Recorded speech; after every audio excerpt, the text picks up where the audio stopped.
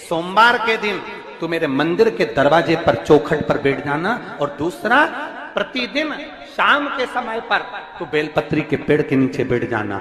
जो तेरी बेल वृक्ष के नीचे सेवा करने आए, जो शंकर जी के मंदिर में सोमवार को जल चढ़ाने आए, उसका जो पात्र जल चढ़ाकर जब वो घर लेकर जाए, उसके पीछे पीछे, पात्र के पीछे पीछे तू जाना, और उसके घर में लक्ष्मी का भंडार भरकर आए। लक्ष्मी बेलपत्र के वृक्ष के नीचे तू विराजमान हो जा। उस बेलपत्र के वृक्ष के नीचे जो बुआरी लगाए, सेवा करे, चाकरी करे, एक बेटी को जैसे बड़ा करते हैं वैसे बेलपत्री के वृक्ष को जो बड़ा करे, बेलपत्री के वृक्ष का जो पालन करे, पोषण करे, उसकी संभाल करे, उस बेलपत्री के वृक्ष को जैसे जैसे वो उन्नति करे, वैसे वैसे उसके घर में समृद्धि बढ़ते जाए। उस जिसका खुद का मकान नहीं हो, खुद का मकान नहीं हो, किराए के मकान में रहते रहते जिंदगी बीत रही है, खुद का नहीं, और बहुत दुख का जीवन चल रहा हो, बहुत कष्ट का जीवन, बहुत अपना खुद का कोई मकान नहीं, मान लो प्लाट है पर मकान बन नहीं रहा, या कोई प्रॉपर्टी अपनी नहीं बन रही, तो हम इस व्यासपीठ से कहना चाहेंगे कि एक प्रयोग अवश्य करिएगा, एक प्रयोग अवश्य। अपने आसपास के 5-6 बेलपत्र के वृक्ष देख लीजिए, अपने आसपास के नजदीक के 5-6 बेलपत्र के बड़े बड़े वृक्ष देख लो, या छोटे वृक्ष देख लो। उन 5-6 वृक्ष को धीरे धीरे उनकी सेवा करना प्रारंभ करो, उन वृक्षों को बड़ा करना प्रारंभ करो, उन वृक्ष के नीचे सफाई करना प्रारंभ करो, उन वृक्ष को जल देना प्रारंभ करो, उन वृक्ष को आप खाद देना प्रारंभ करो, उन वृक्ष की सेवा संभाल करना प्रारंभ कर दो, उस वृक्ष के नीचे बुआरी काटना प्रारंभ कर दो, झाड़ू लगाना प्रारंभ कर दो, उस वृक्ष के नीचे सफाई करना प्रारंभ कर दो। उस बेलपत्री के 5-6-7 वृक्ष को आप गोद ले लो। गोद लेना मतलब मैं इसकी सेवा करूंगा, मैं इसमें जल दूंगा, मैं इसके खाद दूंगा, मैं इसकी सेवा करूंगा, कुछ मत करो, बस केवल इस शरीर से उस बेलपत्र के वृक्ष की सेवा करना रोज प्रारंभ कर दो। 6 महीना इंतजार करना और 6 महीना लगातार सेवा करना, 7वां महीना आपका और हमारा, और बताना कि भोलेनाथ ने प्रॉपर्टी दिलाई कि नहीं दिलाई और आगे बढ़ा है।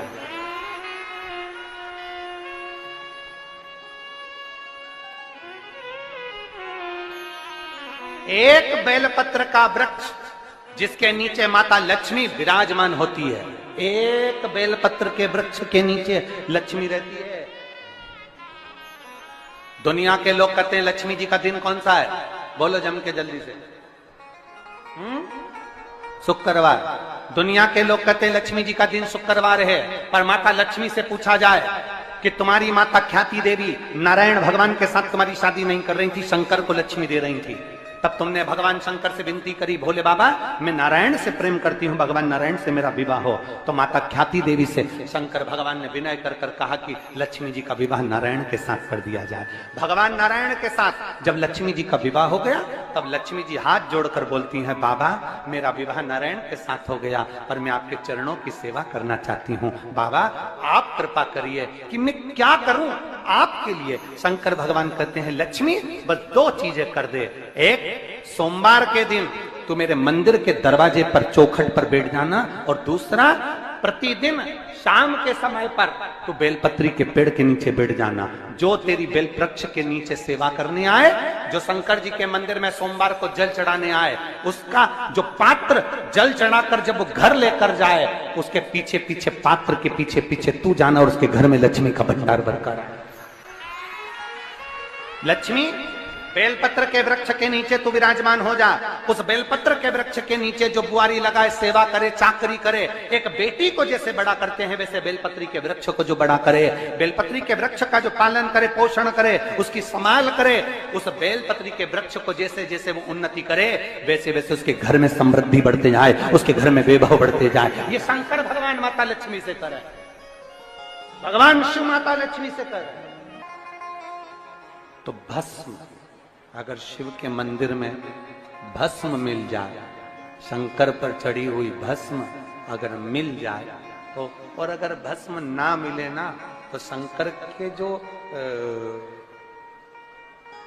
शंकर भगवान का जो शिवलिंग है, शिवलिंग के आसपास में जो जलाधारी है, यहाँ अगर भस्म ना मिले तो इस जलाधारी पर अपना हाथ स्पर्श कर कर अपने तन पर उसको लगाकर जरूर आओ। भस्म एक शंकर पर चढ़ा हुआ जल, दूसरे नंबर पर है शंकर पर चढ़ी हुई भस्म। ये दो स्पर्श जरूर, स्पर्श। एक भस्म का एक बड़ा सुंदर चरित्र आता है।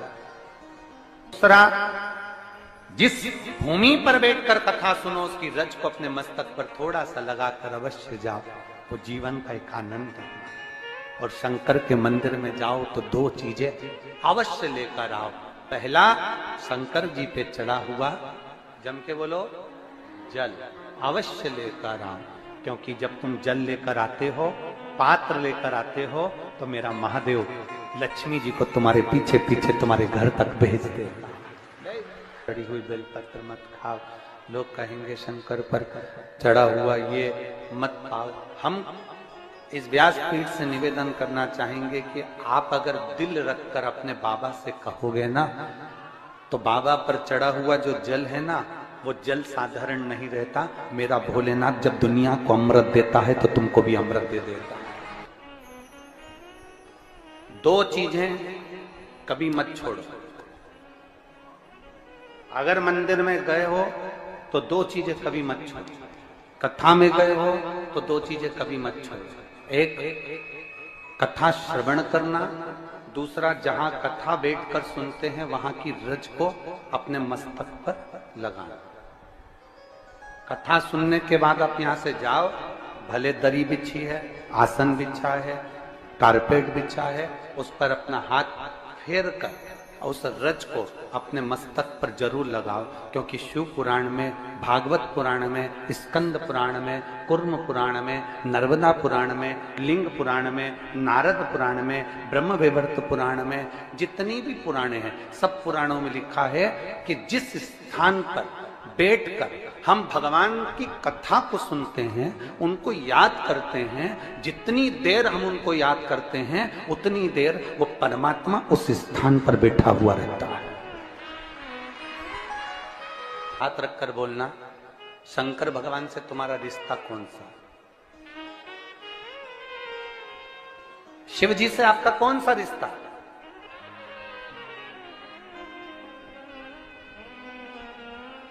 शंकर भगवान को आप क्या मानते हो? हमने आपको एक संबंध बताया था कि सीहोर कुबेरेश्वर धाम आपका मायका है, तो हम आपके भाई हैं, तो शंकर भगवान आपके पिता हैं, आपके बाप हैं, आपका बाबा है, आपका दादा है।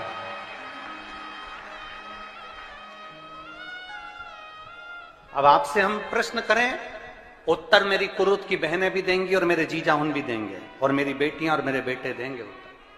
आपसे प्रश्न करें, अगर बेटी को दुख होगा तो क्या वो अपने बाप से नहीं कहेगी? बोलो तो जम के। बेटी को तकलीफ है, वो अपने बाप से ना कहेगी। बेटे को तकलीफ है तो वो अपने पिता से, अपनी मां से नहीं कहेगा, मम्मी मुझे ये तकलीफ है, पापा मुझे ये दुख है, मां मुझे ये तकलीफ है, पिताजी मुझे ये कष्ट है। क्या वो अपने माँ बाप से नहीं कहेंगे? क्या वो अपने माँ बाप से विनय नहीं करेंगे? और माँ, पिता, फिर उसके करीब में, उसके नजदीक में जो भी होता है वो माँ बाप निकाल कर उसको दे देते हैं, माता पिता उसको दे देते हैं। माता लोग कहते हैं कि शंकर जी पे चढ़ा हुआ जल मत पियो, लोग कह देते हैं शंकर जी पे चढ़ी हुई बेलपत्र मत खाओ।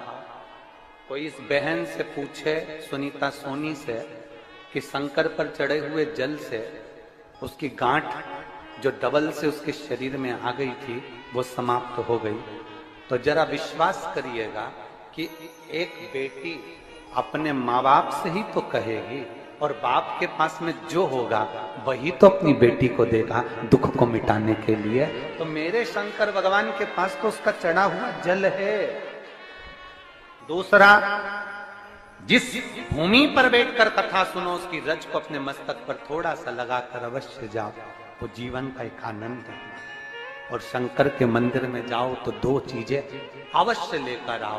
पहला, शंकर जी पे चढ़ा हुआ जम के बोलो, जल अवश्य लेकर आओ, क्योंकि जब तुम जल लेकर आते हो, पात्र लेकर आते हो, तो मेरा महादेव लक्ष्मी जी को तुम्हारे पीछे पीछे तुम्हारे घर तक भेज देगा। दो चीजें लेकर अवश्य आओ, और शिव पुराण में जाओ तो दो चीजें लेकर अवश्य जाओ। पहले नंबर पर शंकर की कथा और अपने अंदर विश्वास कि मेरे महादेव की मैंने कथा सुनी है, अब मैं भटकूंगी नहीं।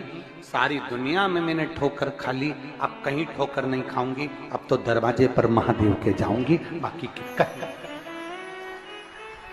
दूसरा, कथा में बैठी हूं बाबा के इस रज को, ये रज नहीं है, ये धूल नहीं है, ये मेरे बाबा के कैलाश 12 ज्योतिर्लिंग का चंदन है, इसको मस्तक चढ़ाऊंगी अपने हृदय से। लाते हो आप लोग? हाथ उठाओ जरा, रख लो, बहुत बढ़िया, प्रणाम आपको सभी को, नमन। 2 बूंद जल लेकर आओ, पल्ला नहीं पियो तो उस जल को अपने घर में छींट दो।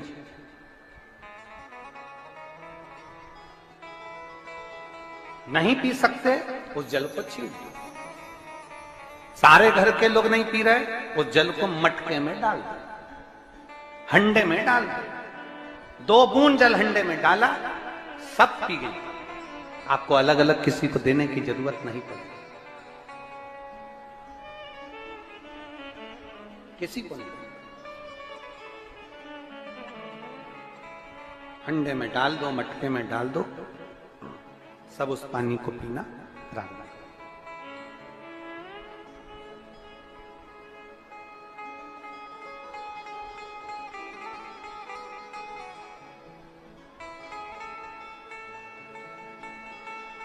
उस जल के महत्व को जो बच्चों का दर्द नहीं देख सकते,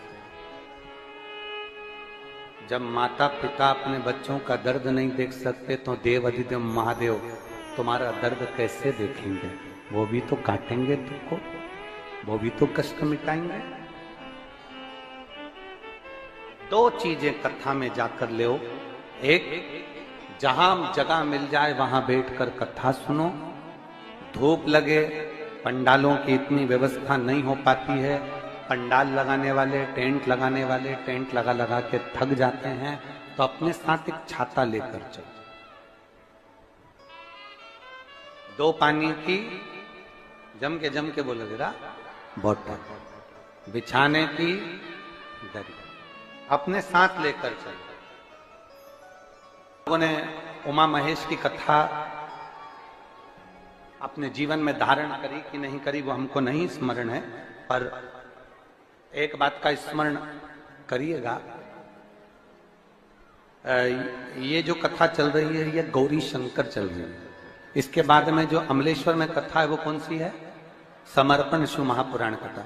उस समर्पण शिव महापुराण की कथा जब 2 तारीख को विराम हो जाएगी, तब उसके बाद में जो कथा 6 जून को प्रारंभ होगी सोलापुर महाराष्ट्र में, उस कथा का नाम रहेगा उमा महेश शिव महापुराण की कथा। उसको जरूर सुनो। सोलापुर में जो 6 जून से कथा होगी उसका नाम उमा महेश शिव महापुराण। उसको सुनना, श्रवण करना, उसको धारण करना है। उसमें इतने प्रश्न माता उमा ने भगवान महेश से करे हैं, और महेश भगवान शंकर उसका हर प्रश्न का उत्तर दे रहा है। भगवान महेश भगवान शंकर हर प्रश्न का। बाबा बोले माता उमा ने भगवान शिव जी से, महेश भगवान से, भगवान शंकर से करेंगे, बाबा भोलेनाथ जी बताओ, संसार में जन्म लेने वाले व्यक्ति के जीवन में उसके भाग्य में अगर सुख नहीं है, उसके भाग्य में खुशियां नहीं है, उसके भाग्य में कोई अच्छा है ही नहीं, तो वो जीव क्या करेगा? वो जीव क्या करेगा?